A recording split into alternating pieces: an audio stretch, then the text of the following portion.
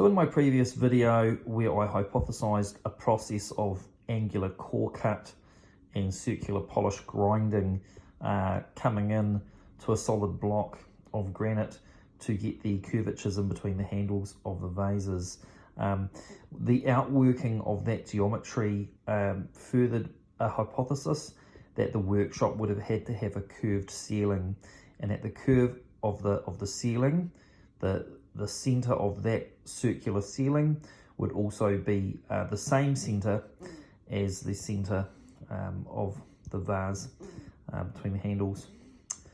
And so I've just drawn my geometrical impression of what this workshop may have looked like to a certain extent, and you'll see the curved ceiling there, and obviously you'd walk in this way. This circle here is just showing perhaps this inner circle might be the actual spinning core of the vase going somewhere on that axis back through the workshop, as earlier processes have referenced it to the arc of the ceiling. So we'll just fast forward that a little bit. We'll come over to this drawing here. So you'll see here I've got the curvature of the ceiling again. I've gone to that center, and now I've put on hold, if you like, a rectangle of granite there. I've shaded in part of that rectangle of granite and identified that space in the granite there as my cube. I'm visualizing the vase is inside that block. Now, bear with me. One of the things that has been mentioned by others is that, there are very extremely low tolerances in making the vases to this precision.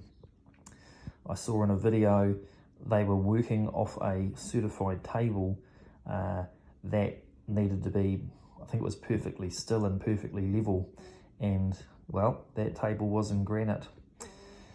So I believe actually that the workshop, the lathe, and the piece being produced are all from one block of granite. That way you would achieve absolute stability.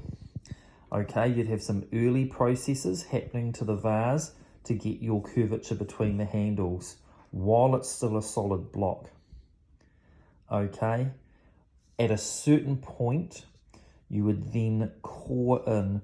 Now your core would be the full diameter of the vase, including the handles, and you'd core all the way back.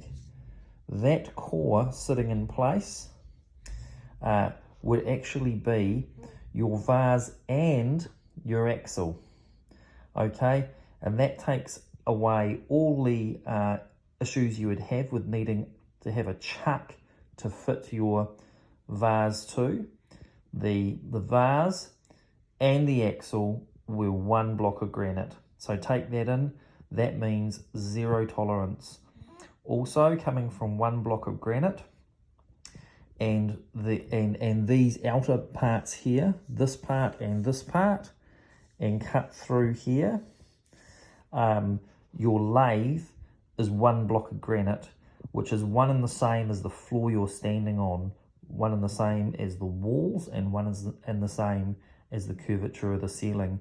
So really what I'm coming to say is from one block of granite, you could make the workshop, the lathe, and the piece you're working on, and that would have everything at zero margin of error, apart from how your axle, if you like, was rolling inside its core cut.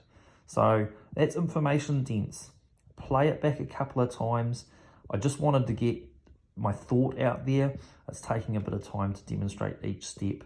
by doing these technical drawings. So I'll let that thinking sit with you. Like, share, subscribe, and we'll see you on the next one. Stay safe, everybody.